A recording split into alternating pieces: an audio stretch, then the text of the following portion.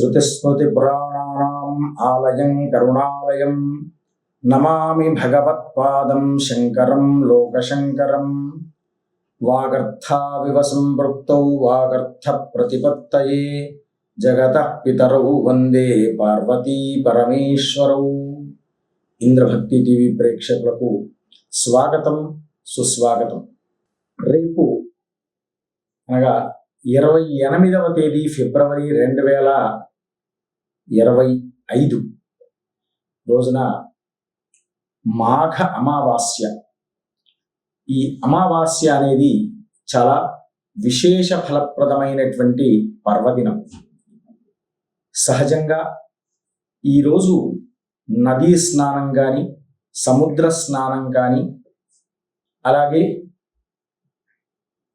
ఏదైనా ఒక చోటికి వెళ్ళి మనం స్నానం ఆచరించుకోవాలి. సహజంగా మాఘ స్నానాలు రేపటితో పరిసమాప్తి. అందులో మాఘ పౌర్ణిమ రోజు లేదా మాఘ అమావాస్య రోజైనా కనీసం ఆచరించుకోవడం వల్ల, స్నానం ఆచరించుకోవడం వల్ల అనేక రకాలైనటువంటి అనారోగ్య బాధలన్నీ కూడా నివారణమవుతుంటాయి. రెండవ విశేషం ఏమిటంటే, రేపు వచ్చినటువంటి అమావాస్య శుక్ర అమావాస్య అని కూడా అనుకుంటారు.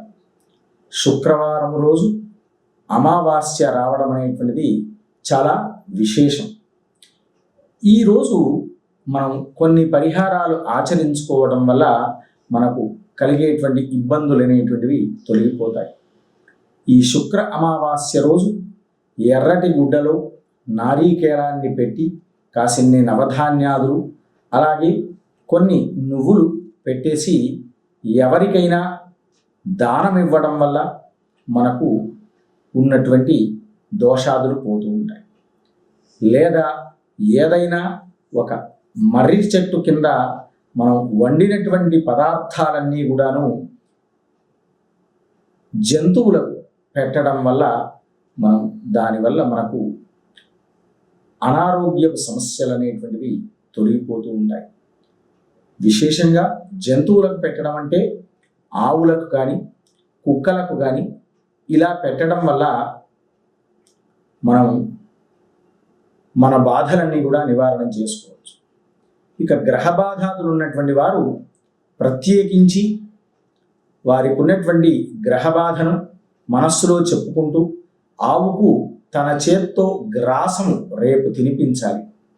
గడ్డి తినిపించడం వల్ల వారి యొక్క గ్రహ బాధ అనేటువంటిది 50 నుండి 60% వరకు తొలగిపోతూ ఉంటుంది. కనుక ఇంతటి పరమ పవిత్రమైనటువంటి రోజు మళ్ళీ అనేది రాదు. కనుక ఇది పరిహారాన్ని ఆచరించుకోండి.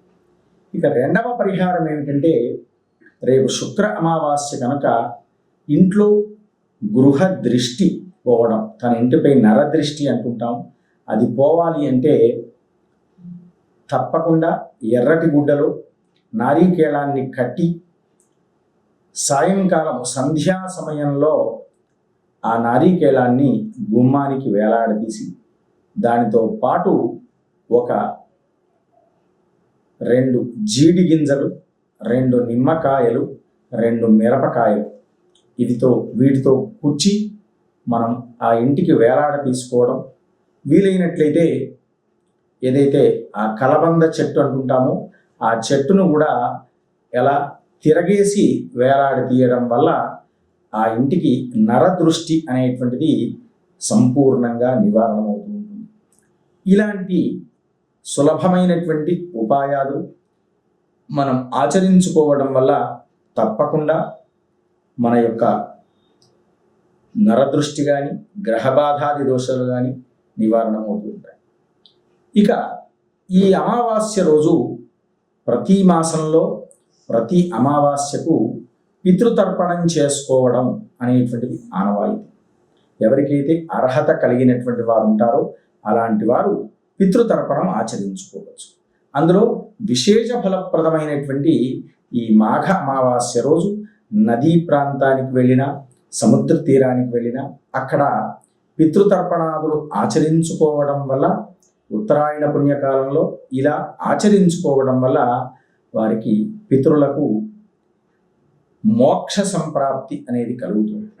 ఇలా పితృతర్పణాదులు ఆచరించుకున్న పిదప మీరు బ్రాహ్మణోత్తమునకు స్వయం పాకాన్ని దానం ఇవ్వండి.